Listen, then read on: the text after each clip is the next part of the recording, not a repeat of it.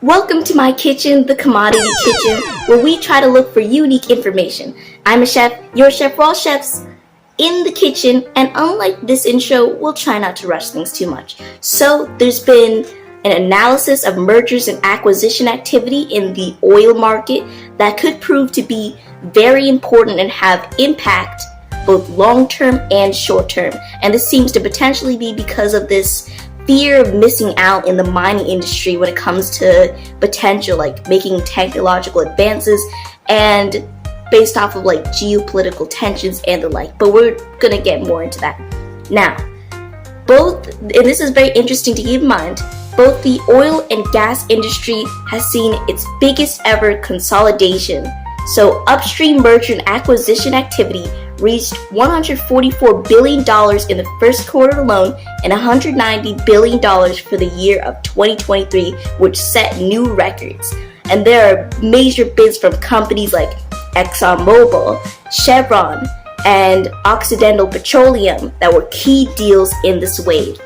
Now you see, there's been like a whole bunch of companies coming together through times when oil's price was low in order to keep it together and make profits, but also due to other reasonings that could be very important to keep in mind. Now, it's important to know that this merging and acquisition activity was overwhelmingly focused on oil last year, totaling $186 billion in deals.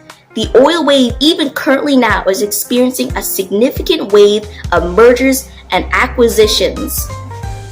And this is with companies coming together, creating one of the world's preeminent oil companies with significant operational and financial benefits. So they're trying to close out competition by coming together and also helping each other. So one of these mergers that happened was Exxon and Mobil.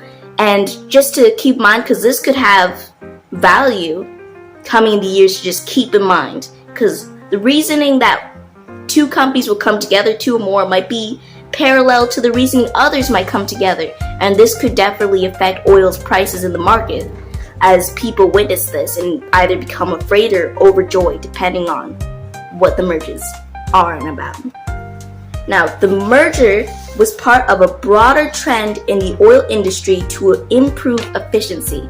At the time, the industry faced pressures from falling oil prices, which made it necessary for the companies to come together in order to maintain profit.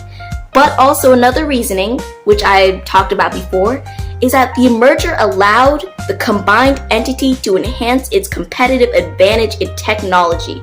This was crucial in an industry that was experiencing rapid technological changes. So as technology is advancing and affecting oil, companies have to be able to come together in order to keep up that competitive advantage that they may have by combining together. And of course, this is going to have effects as people are witnessing this and asking themselves, okay, are these two companies that are coming together, are they able to capitalize, like benefit off of it? Are they able to gain more of that commodity and increase the amount? Or is there going to be like a shortage? How is the company going to work together? Are they going to fall apart or not? So all of these different factors of uncertainty are most certainly, especially if they're major companies, it's going to affect the way people look at the oil market, and it's going to have its impact. Now, this consolidation helped ExxonMobil expand its presence in regions with high potential for future oil and also gas discoveries. So as you can see, as they're gaining these advantages and people are seeing it, of course, people are going to try and capitalize off of these new changes. You know, that's just what happens. Either people will try to find ways to reap benefits, or they're going to kind of steer clear and make sure that they can't get any harms that come from it. Now, it's important to note, with these companies coming together, they're able to utilize whatever they're good at and combine that. So, for example, in this ExxonMobile Merge together, the combination of Exxon's experience in deepwater exploration with Mobil's production and exploration acreage in regions like Nigeria and Equatorial Guinea, hopefully I pronounced that correctly, is going to help them gain more gain more like commodities, and of course with added supply, with meeting that demand, it's going to do things to the prices. Keeping this in mind, so all of these factors, with it being a very good strategic move for them during those time periods, contribute to the decision for them to both merge together. And it might do the same thing for other companies who are experiencing the same issues or can see those benefits.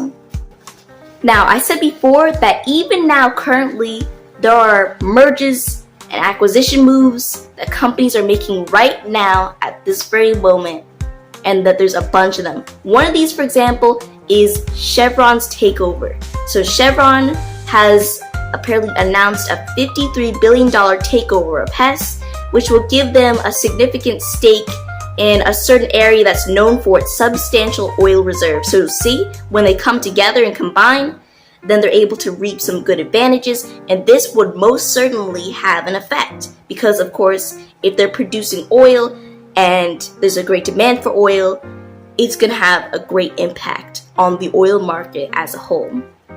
And once again, it's all part of this broader trend of consolidation in the US oil sector that's driven by many factors, such as these higher oil prices and also geopolitical uncertainties as well, with all this geopolitical tension in the air and all these key moments, like if, for example, oil's route is kind of cut off and so they have to go a longer way, or if there's less supply, all of these things are gonna contribute to the oil market and the oil's price, and these companies are playing a role as well, especially if they're the ones coming and trying to produce more of it.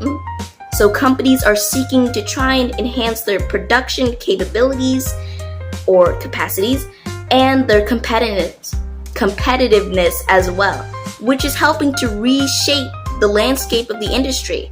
And they're trying to kind of ensure this dominance of like a few major oil companies, and that's what's happening as they're like coming together. There's becoming less and less competition, but also in a way kind of more competition because they're all trying to gain more production capacity, like I was saying before. So I hope that was good food for thought in you, and I hope that you're considering these things and how they could potentially affect the market in that industry. Today's food of the day is kulfi, a traditional Indian ice cream that's both denser and creamier than Western ice creams.